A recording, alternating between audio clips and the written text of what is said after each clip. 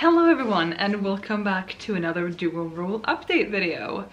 I, for some reason, can't believe it's already been a month because time has gone whoosh and now we're here.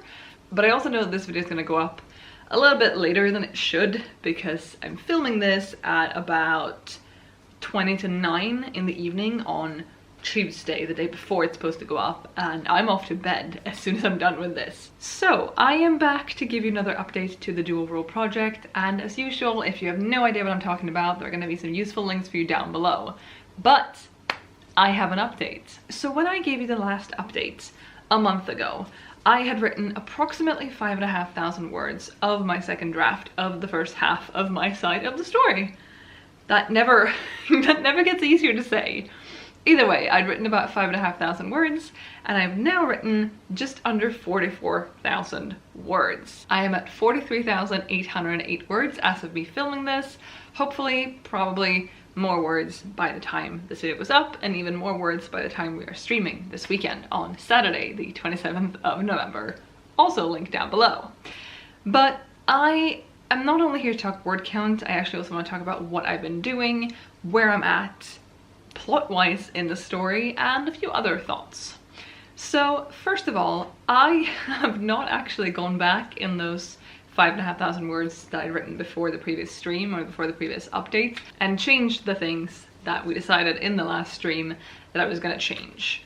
We talked a bit about glass. Do they drink out of glasses? And the answer was no. We decided that the shapeshifters drink out of like shells instead. And I never went back to change that, and I did not remember that until 5 minutes ago, so I should probably do that. And in general, I feel like I've been really bad at actually looking in the 150,000 bajillion pages of notes we have in the Google Drive. I know we have them, but there are also things I've thought we had notes for that we don't have notes for, apparently. But I'm very bad at going there and reading through what we've said and refreshing my memory. So I should work on that, but in my defense, it is currently NaNoWriMo. I am commuting for work again, which I haven't done in a year, and it's been a little bit hectic in a lot of different areas. So in my defense, I feel like I just wanted to get the NaNoWriMo words out, and that sort of crossed paths, there we go, with the dual rule project, because that's what I'm working on for NaNoWriMo. It was supposed to be one of 3 things, and now it's the only thing. But still, I am happy with the writing though. I've come a long way into the story. I've been improving a lot of things. I still do the thing where I have my new version up on the left side of the screen and the old version up on the right side of the screen, and then I sort of run down each document and you know, write chronologically, which is weird but nice.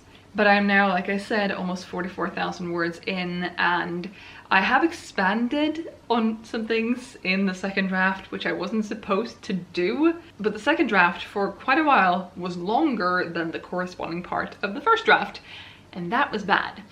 And that is despite me having cut some pretty big chunks of the first draft. So I'm not sure what I'm doing there, but I hope that the things I'm writing that are now taking up more space and are filling out the second draft are actually important for the story, that I'm not just writing filler. There was a scene I wrote, I think yesterday or the day before, that I was like, I don't know if this is necessary, but I also felt like it was too big of a time skip to do between what happened before and what was going to happen after. And so I basically took the equivalent scene I'd written in draft 1 and sort of tweaked it a little bit to just fill up that space a little bit. And we'll just see down the road if that's worth it or not. I'm trying to not worry about word count right now, apart from the fact that I want the 50k for Nano, but I'm trying to not worry about why is my second draft getting longer. But to talk a little bit about where Lyd is at and what I've written.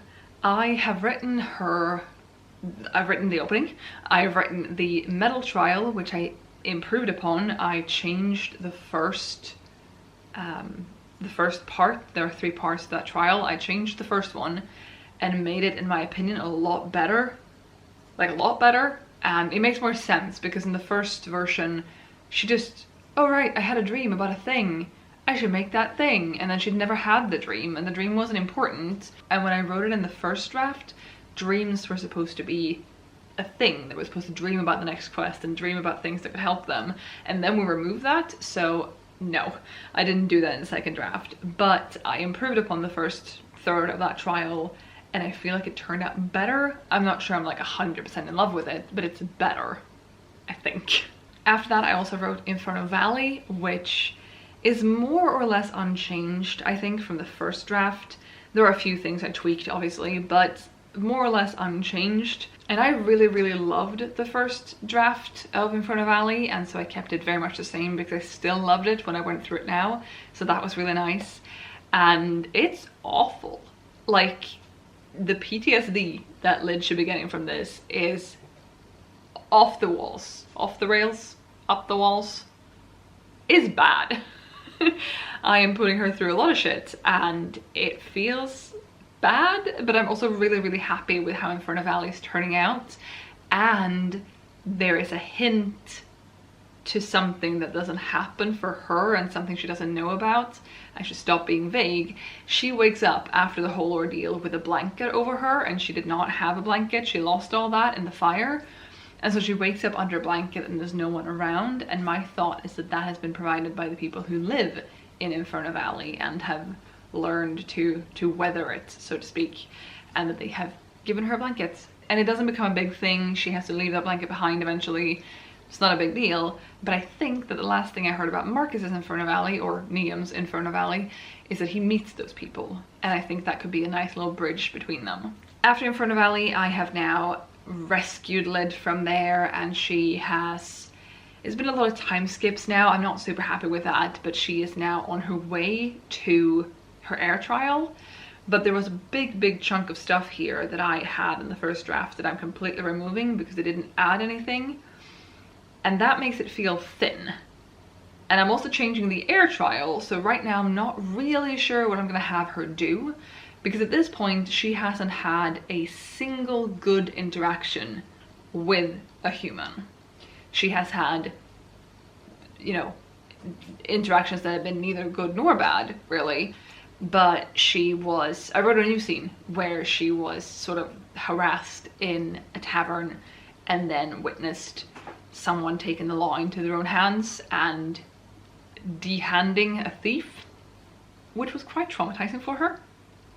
And then she's seen some guards, and that's basically it. And in the first draft at this point, she had met a nice older man in the city that they dock in, and she helped him out. She did him a favor and he paid her for it. And then she had also run into a girl and her family at a farm, and the parents didn't care for her, but the girl helped her out. And now I've scrapped all that, and so Lid has not a single good thing, like not a single good interaction with humans.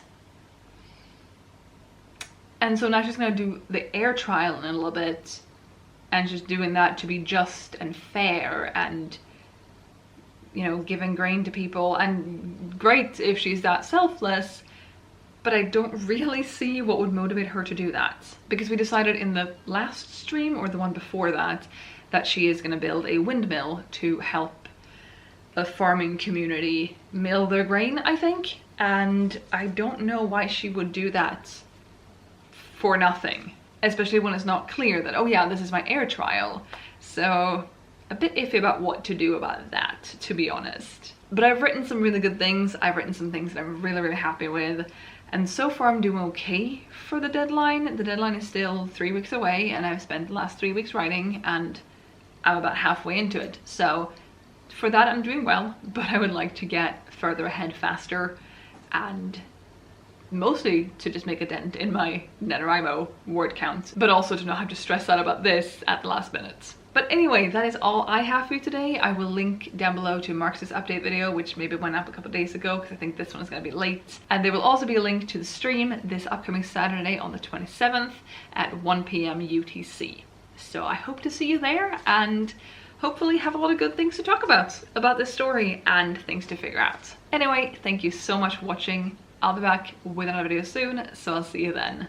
Bye!